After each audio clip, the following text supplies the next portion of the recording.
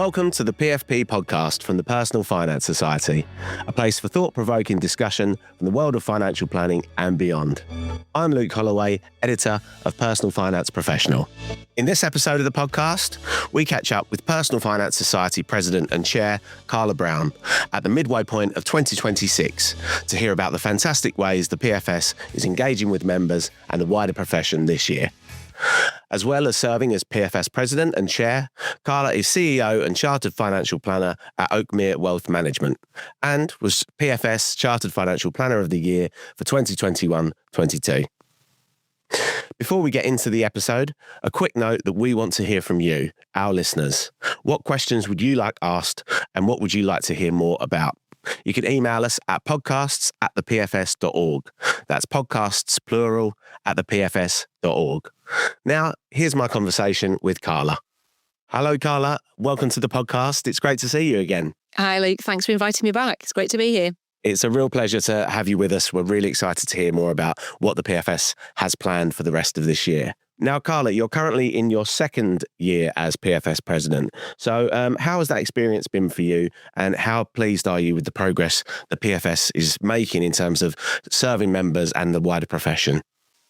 I think the first thing I would say is, my goodness, how time has flown. It doesn't seem like 5 minutes since I took on the mantle. But I can say that I've genuinely loved the experience.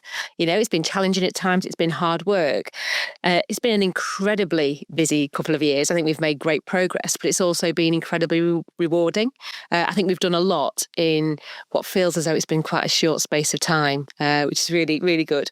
But I think what's probably stood out to me the most is the passion that exists both across the profession, but also within our membership. People really do care. They care about, doing a great job. They care about the profession. They care about the Personal Finance Society.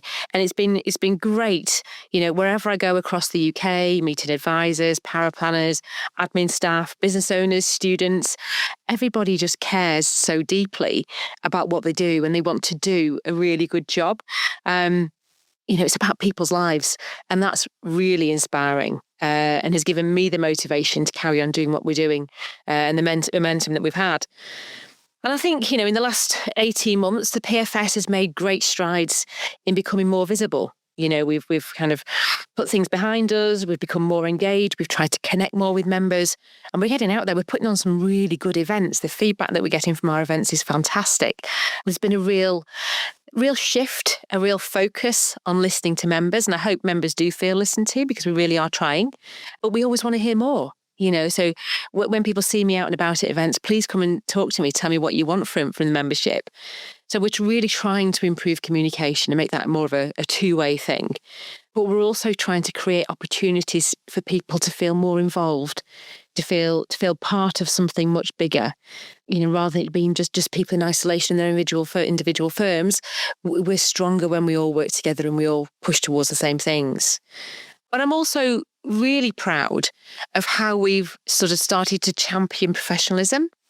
Not started, we've been doing that all the way along, but how we're kind of shouting about that more as well now. We're improving our thought leadership skills. We're exemplifying sort of technical excellence and what it is to be a true professional in the work that we do, but also recognising that the profession is evolving and evolving quickly. I've been around this for nearly 30 years now. The pace of change isn't slowing down. If anything, it feels like it's getting quicker. We've got to stay current. We've got to stay relevant. And I think the PFS is really helping with that. So we're helping to support professionals, not just technically, but also, as business owners, as leaders, as employers, but also looking at how we can develop that pipeline of talent coming through, because this is where we need to put more emphasis, I think, within the profession going forwards. There's always so much to do. There's always more to do. It's really exciting. But I think the sort of general direction of travel is really positive.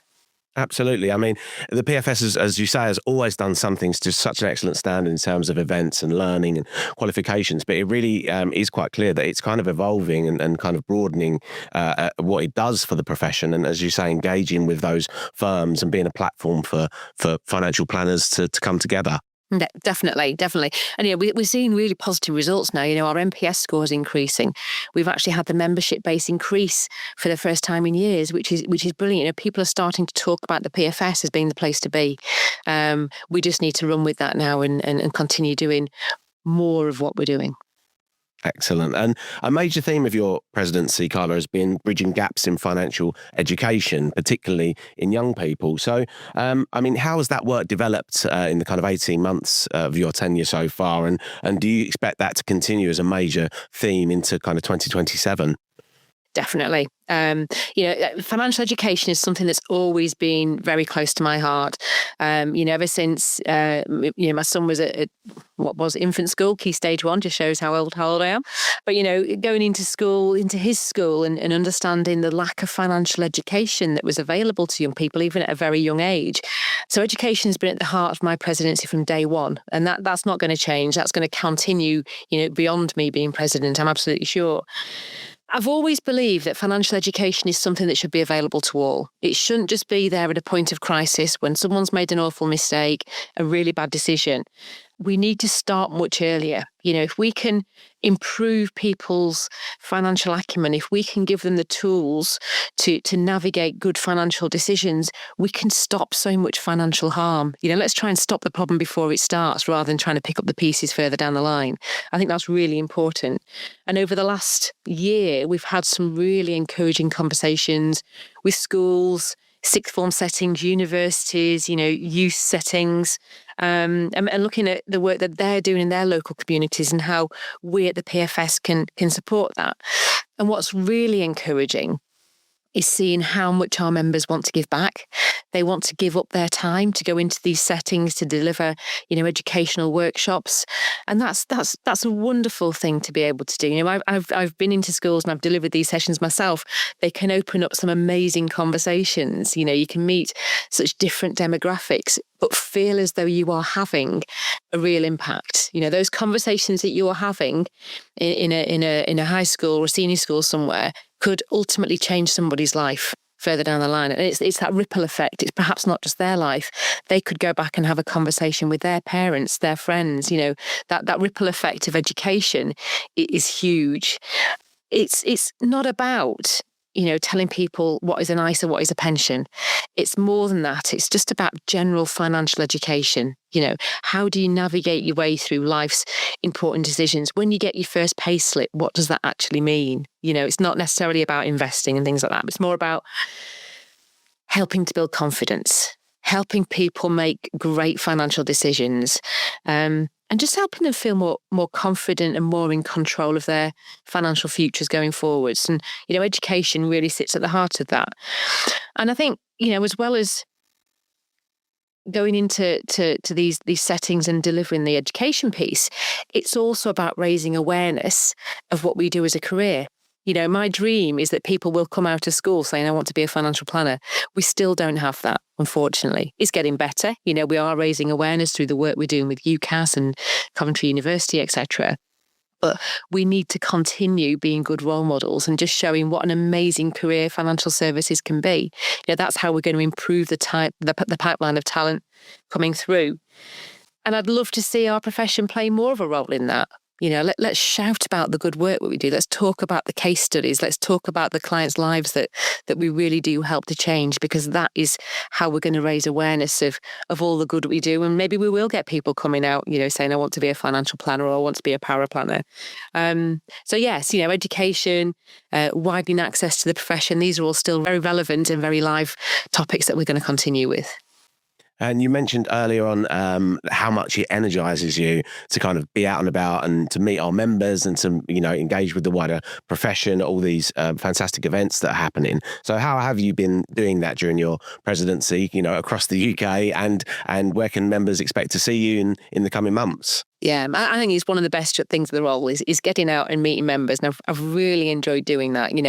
I've been to the regional roadshows, I've been to the Power Planning Conference, it was after the national conference last year, even going to some of the local committee meetings as well. The online President's Town Hall that we've been doing quarterly as well with local committees.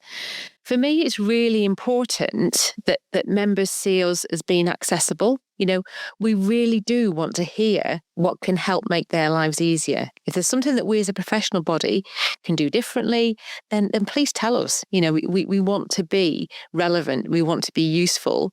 We want to be thought leading. So, tell us how we can help. But yeah, I've been all over the UK. In the last 18 months, places I didn't even know existed before now. But it gives you a real understanding of what members are encountering on a day-to-day basis, what's important to them, because it's a very diverse profession. There's lots of facets to it. And, for me running my practice in Chester, it could be very different to the problem that a sole practitioner's having on the South Coast or a large firm's having in central London. So, by getting out there and speaking to people is the way that we can find out how we can make a difference and bring us all together, because, listening is so important. Hearing what's going on, what's relevant, what matters is really important. So obviously going to continue this. And over the coming months, we've got lots of things coming up. We're just about to start the summer road shows. We've got the Business of Advice in September. We've got the second Paraplanning Conference next week. We've got, of course, the National Conference, the Festival of Financial Planning, which is coming up in November. Really excited about that. That's going to be absolutely amazing. But then we've also got the nice things such as the graduation ceremony. We've got the Chartered Awards. So we've got lots going on between now and the end of the year. Fantastic. There's so much to look forward to, and we'll certainly speak more about those in a second.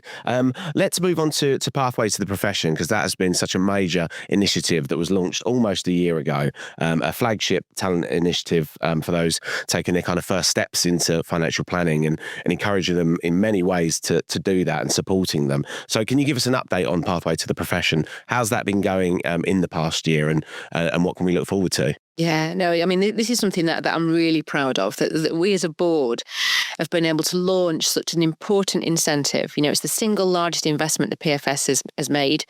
The fact that we've committed £1 million to improving the pipeline of talent coming into our profession, I think was, it was a bold thing to do. But the initial signs are really positive. So as you say, we're nearly 12 months on now. We launched it in July last year. We initially launched 500 free memberships, free exam places. We've actually exceeded that. I think we've got something like 520, which is brilliant. A number of those have now gone on, booked and passed the exams, which is great. It shows that people are committing, they're actually doing that. And we've also had some that have gone on and done the whole diploma within that space of time. So it just shows that it can be done with the right support. So that's been really encouraging. Where we've identified we need to sort of follow on with this is the ones that haven't yet booked the exams. What do we need to do to support them to get them to the place where they're ready to do that? If they're not going to take that up, let's make that available for others so that they can take that place going forwards. But also, one of the things that we're really focusing on now is making sure that once we've got people that are coming through, doing the exams, getting the qualifications, that there's actually going to be jobs for them. So we're looking to work with employers, with firms, to make sure that they feel really supported in taking on these new careerists. Looking to make sure that we can support the employer, we can also support the person going into the practices as well, or into the businesses, because it can be a really lonely job. It can be quite isolating, both as a business owner and as an employee. If you're just starting out in this profession, it can be really daunting. You haven't got those years of experience necessarily. But also as a business owner, if you're looking to grow your business, this could be the first hire that you've made. And again, that's really scary. So we're looking to now deploy the second half of the investment amount. We're looking at ways we can do that.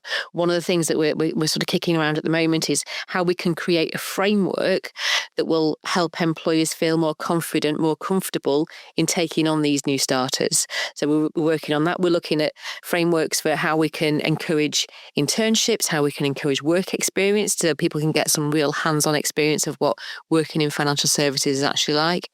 But we're also looking at how we can increase the awareness of financial services. And one of the ways that we listen to members and what they want to hear is through social media. So looking to work with some of the influencers on social media, how we can grow our reach and really sort of tap into that next generation, meet them where they're hanging out, rather than where we think they should be.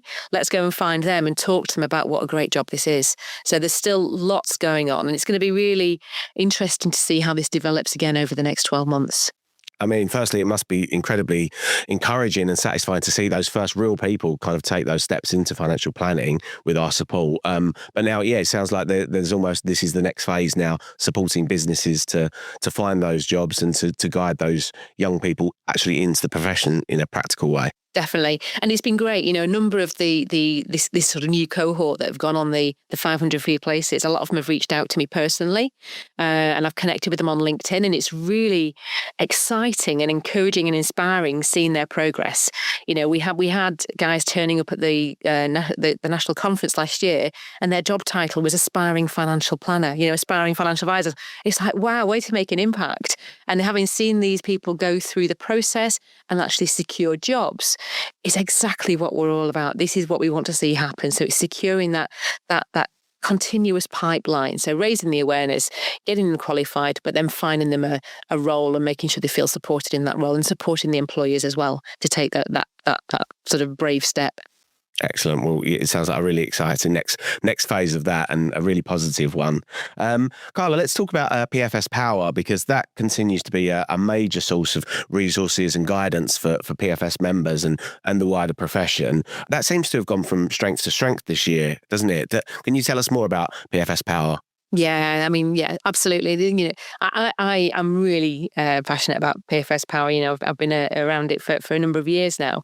I think the beauty of PFS Power is that it's by practitioners for practitioners. It's PFS members who are giving up their time voluntarily to share the benefit of their experience, because we don't need to keep reinventing the wheel. We've all tried things. Some things will work, some things won't work.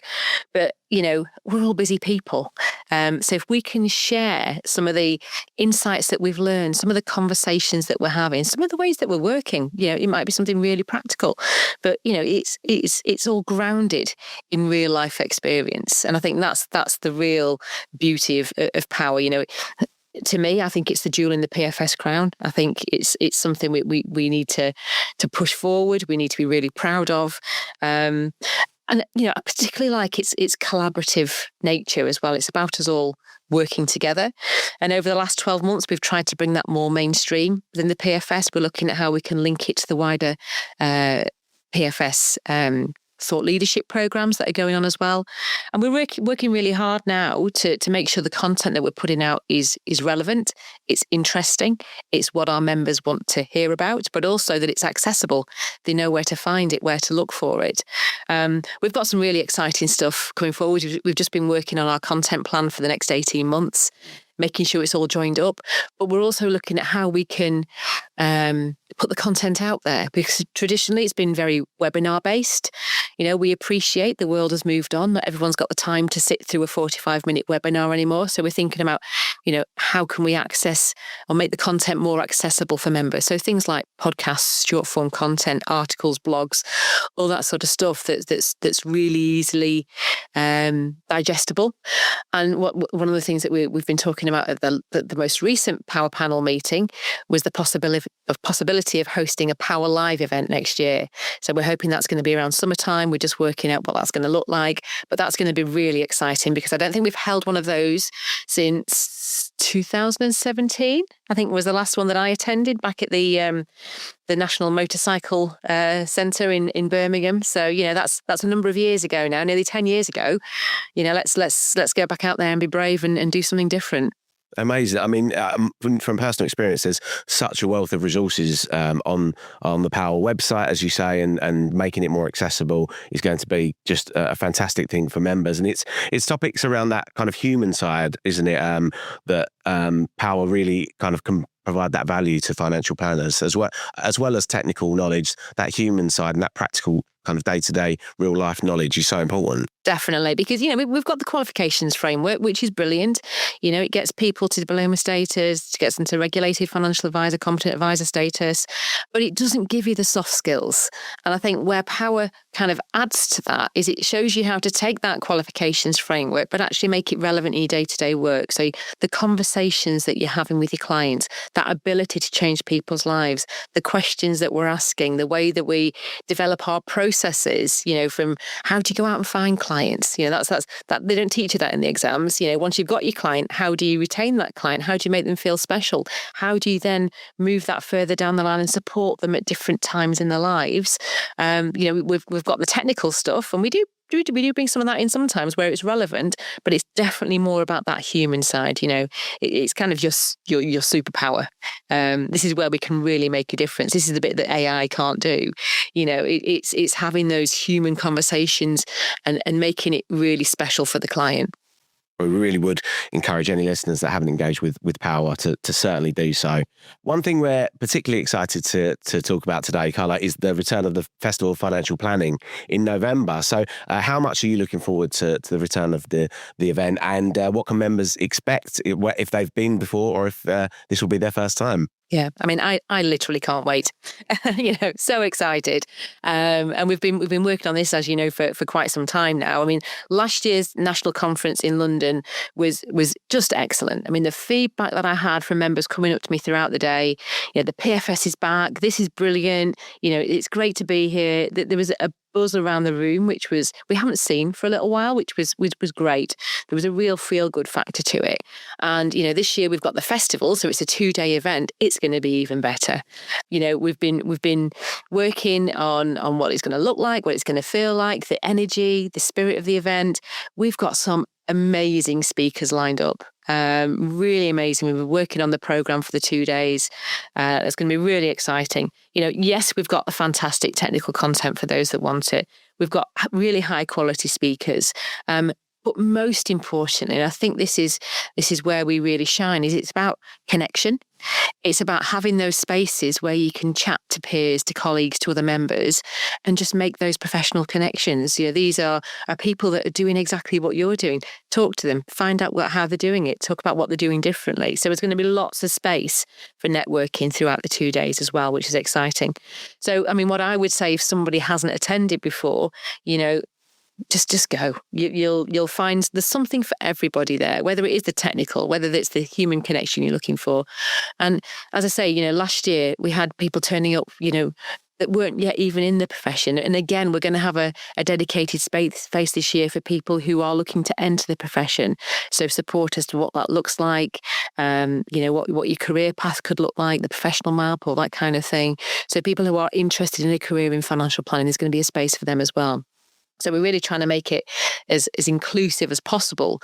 But I think, what is important is the variety of the conversations that will be going on over those 2 days, so thought leadership, strategy, business leadership. There's so much marketing, practice management. There's such a lot going on.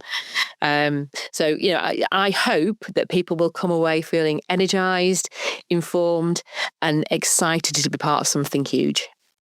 And as you kind of say there, it is about those really insightful sessions and those incredible speakers and all that technical content, but it's just a real chance for financial planners from all over the UK and further afield to come together and actually take time to really celebrate the fantastic profession that they're in. And you really encourage it to be it's a fun event as well as being, a professional event. It's just a chance for financial planners to enjoy themselves and exactly. engage. It's a festival, it's going to be fun. There's going to be music, there's going to be lots going on, places to hang out. So yeah, it's going to be really exciting.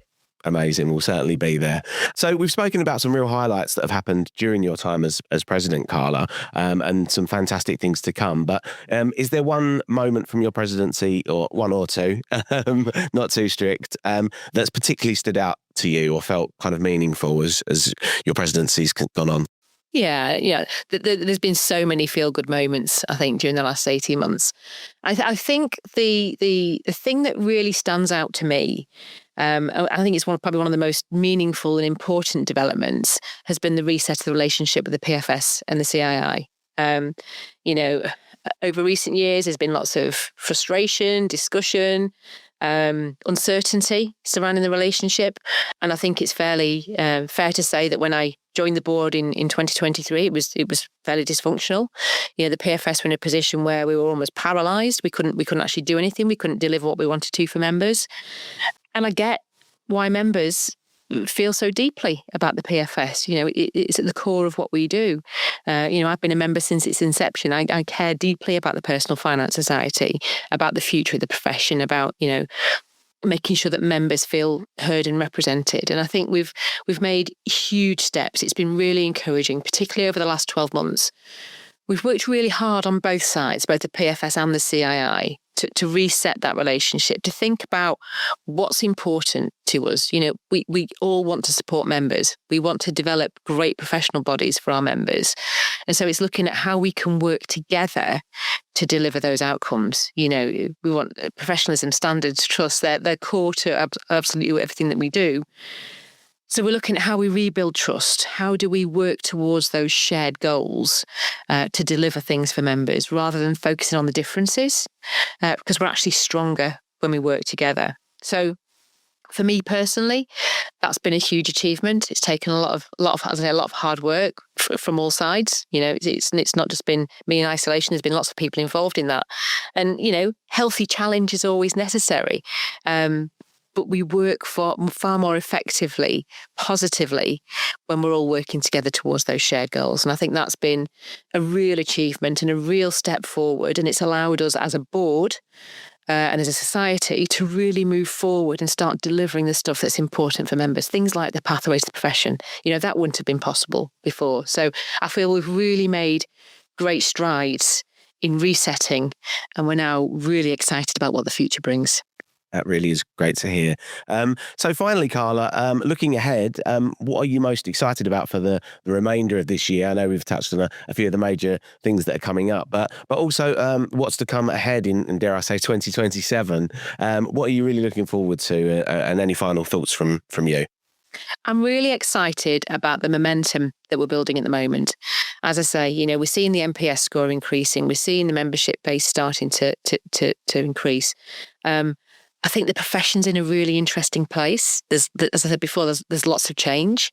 We're talking about AI. We're looking at how that can improve, both our member journey within the PFS, but how's that affecting our members as well? What's that doing to their businesses? What's that going to do to the future of financial planning? How is this going to evolve over time? So I think it's really important that as a professional body, we continue to engage with stakeholders. We're talking to the regulator. We're talking to the policymakers.